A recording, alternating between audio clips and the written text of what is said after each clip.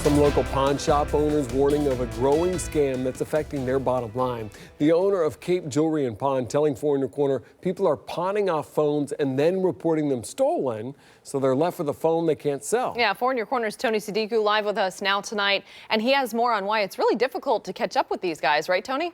Yeah, Patrick, the owner telling me he just busted a guy on Monday for doing this exact thing.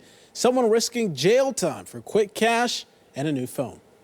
A legit sell or a big fat lie. We just don't know on the front end that that's the truth. Cape Jewelry and Pawn president Todd Koskinas says it's often too hard to tell. He tells me scammers are coming to a store on Country Club Boulevard with phones to pawn or sell.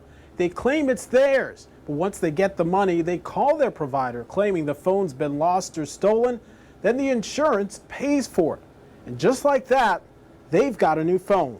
And as the price of phones continues to rise, Koskinas says, so does the amount of scammers trying to pull this fast trick. You know, now that cell phones are, $500-600 to the new iPhone X is almost $1,000, it becomes more prevalent. It's a big deal. And a big headache, as providers often won't talk to him, so there's no way for him to report to them that the stolen phone is actually sitting in his shop.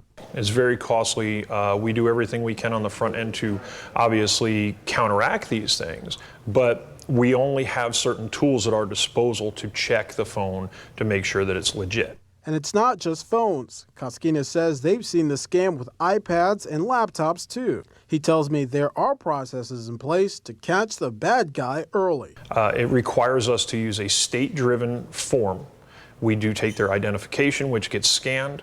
We require their signature to a statement that provides that it is their item, and they also have to give us a thumbprint. Evidence that's good in a courtroom. For any person that misleads a pawnbroker or brings stolen items into a pawn shop, the charges are 3 felony charges, including defrauding a pawnbroker. But not so good in restoring the money they've been scammed. The phone becomes unusable. It's a brick at that point. Koskinas says they've lost thousands of dollars over the years to the scam, and they're constantly communicating with law enforcement when they suspect fraud. Live in the studio, Tony Sadiku, Fox 4 in Your Corner. All right, thank you, Tony.